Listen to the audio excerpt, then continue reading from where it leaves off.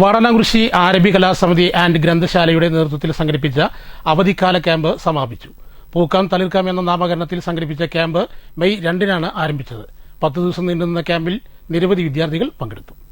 മലയാളം, ഗണിതം, ഇംഗ്ലീഷ് തുടങ്ങിയ വിഷയങ്ങളിൽ അടിസ്ഥാന വിവരം നൽകുക, കഥ, കവിത, ചിത്രരചന പരിശീലനം, നാടകക്കളരി, നാടൻ പാട്ടുകളെയും നാടൻ കളികളെയും പരിചയപ്പെടുത്തുക, പാഴ്വസ്തുക്കളെ മനോഹരമായ കളി ഉൽപ്പന്നങ്ങളാക്കുക, നിലമ്പൂരിലേക്കൊരു തീവണ്ടി യാത്ര തുടങ്ങി വിവിധ പരിപാടികൾ 10 ദിവസങ്ങളിലായി നടന്നു. ഓരോ ദിവസവും പ്രമുഖർ ക്യാമ്പിന് നേതൃത്വം നൽകി. കുട്ടികൾക്കും രക്ഷിതാക്കൾക്കും ഭക്ഷണവും ഉണ്ടായിരുന്നു. സമാപനം പട്ടാമ്പി MLA മുഹമ്മദ് മൂസൻ ഉദ്ഘാടനം ചെയ്തു. സ്കൂളിൽ പോണ്ട, നമുക്കെന്നാ വെക്കേഷൻ നാണ്ട് കൂടുതലാക്കിയാലോ? അല്ലേ? 4 മാസം വെക്കേഷൻ വേണം. 4 മാസം വെക്കേഷൻ വേണ്ടവർ കൈവക്കെ. അതെ, കോവിഡ് കാലത്ത് നിങ്ങൾ സ്കൂളിൽ പോയിരുന്നവർ എത്ര പേരുണ്ട്? MLA ഫണ്ടിൽ നിന്ന് ഗ്രന്ഥശാലകൾക്ക് നൽകുന്ന പുസ്തകത്തിന്റെ 2ാം ഘട്ട വിതരണവും ഗ്രന്ഥശാലയുടെ മുകളിൽ ഹാൾ നിർമ്മിക്കുന്നതിന്റെ നിർമ്മാണ ഉദ്ഘാടനവും ചടങ്ങിൽ നടന്നു.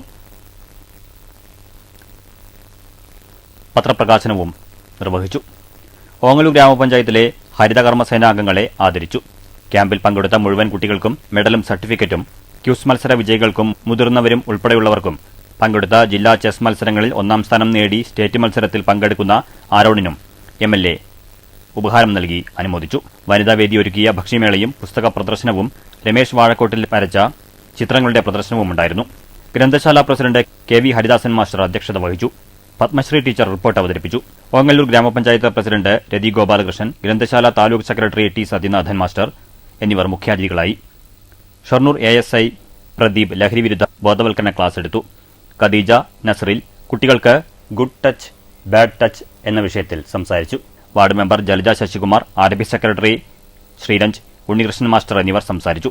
കുട്ടികളും രക്ഷിതാക്കളും ക്യാമ്പിൽ അനുഭവങ്ങൾ പങ്കുവച്ചു. തുടർന്ന് ക്യാമ്പ് ഫയറുമുണ്ടായിരുന്നു. ദീപ ടീച്ചർ സ്വാഗതവും PP വിജയൻ നന്ദിയും പറഞ്ഞു. News bureau, Pattambi.